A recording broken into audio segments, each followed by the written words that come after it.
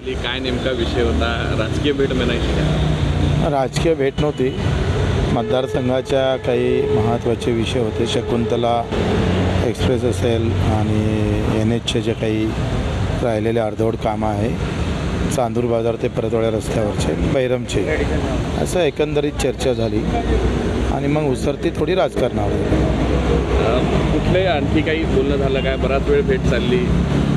मला वाटते सध्या फक्त आम्ही चर्चा केली आहे, बैठक झालेली आहे आणि त्या सगळ्या संदर्भात काही प्रश्नाच्याही संदर्भात. अधिवेशन नुकतंच पार पडलं बच्चू भाऊ, पण काय वाटतं या अधिवेशनातून विदर्भाला काय मिळालं? तुम्ही नेहमी शेतकऱ्यांचे विषय मांडत असतात. मला वाटतं एक कर्जमाफीचं जे सांगितलं होतं आणि त्यामुळं आता काय झालं की मला बऱ्याच बँकिंगच्या, मी बँकेचा अध्यक्ष असल्यामुळं मोठा प्रश्न बँकिंगना आता पडलेला आहे. तर कर्ज कुठल्या वर्षातलं माफ होणार, कसं माफ होणार, रनिंग कर्जवाल्यांना काय माफ करणार आहोत. 2012च्या अगोदरची कर्जमाफी मागच्या दोनही कर्जमाफीमध्ये झाली नाही. त्यानं आता जी कर्ज भरण्याची जी शेतकऱ्यांनी तयारी दाखवली होती ती आता सगळ्या शेतकऱ्यांनी कर्ज भरण्याची तयारी थांबवली. वसुली 100% होणार नाही बँकिंगच्या, कारण घोषणा झाली आणि घोषणेनंतर हे आता जे आपण पाहतो जानेवारी, फेब्रुवारी, मार्च, एप्रिल, मार्चपर्यंत 3 महिने हे कर्ज वसुलीचे दिवस असतात बँकिंगसाठी. आणि यांनी घोषणा तर केली, पण ते तुम्ही जर ते लागू केली नाही, कर्जमाफी केली नाही, तर हे थकीत जाणार आणि पुन्हा कर्ज शेतकऱ्याला भेटणार नाही. याबाबत जो काही निर्णय आहे तो तातडीनं सरकारनं घेणं गरजेचं आहे. दुसरं, रनिंग कर्ज माफ करणार आहे का थकीत कर्ज माफ करणार आहे?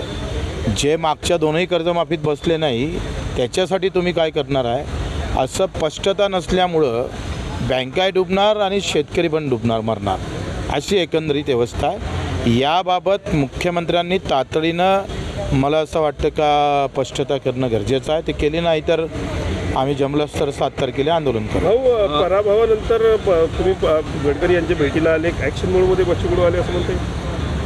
बच्चू कडू नेहमीच ॲक्शन मोडमध्ये असतं. पराभव हा आम्हाला काही खचून जाणारा नाही आहे. हम जितने नीचे जाते उतने ज़्यादा उभर कर बाहेर आते हैं, ऊपर आते हैं. आणि पाळणं बच्चू कडूला राजकीय त्या टेक्निकली पाळू शकले, पण बच्चू कडूच्या मानसिकतेला, त्यांच्या हिमतीला, त्याच्या एकंदरीत विचाराला पाळणं शक्य नाही. यानं मजा तर और अभी आएंगी. बँकिंगच्या विषयासंदर्भात तुम्ही भेटले सहकारी बँकेचा, काय होता विषय? सहकारी बँकेच्या संदर्भात मी नाही भेटलो. माझे विषय यांच्या खात्याकडे जे विषय आहे.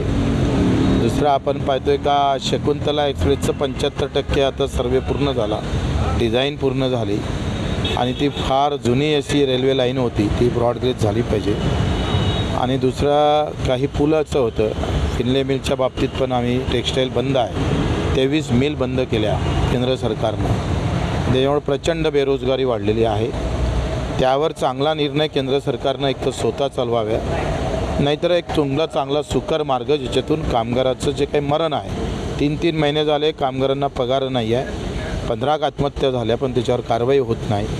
सरकार खाली BJPचं आहे, मतदारसंघात BJPचे आमदार आहे आणि वरतेसुद्धा BJP आहे. तर आत्महत्या होऊ नये एवढीच कडकडीची विनंती आहे. 7 तारखेला काय आंदोलनाची भूमिका असणार आहे आणि काय विषय घेतला घेणार आहे? आता आम्ही पहिले पत्र CMला देतो आहे का कर्जमाफी आणि मेंढपाळ लोकांसाठी काही भागात आता ते परप्रांतीय जे काही जनावरं येतं राज्यामध्ये, त्याला बऱ्याच आजार आणि हे येत असल्यामुळं त्याचे परिणाम प्रांतीय राज्यातल्या जनावरांवर प्रचंड रोगराई पसरतात आणि ते पूर्ण फिरून येतात. त्याची चाचणी वगैरे काहीच होत नाही.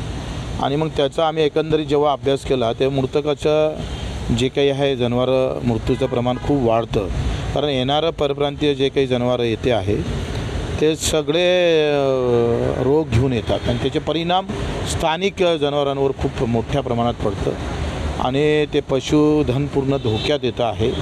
आणि ते मेंढपाळ जे स्थानिक आहे, म्हणजे हिंदूच मेंढपाळ खास करून, ते सगळे श्रीरामाचे भक्त आहे, त्याचे सगळे मेंढपाळ बिचारे त्रासले आहे.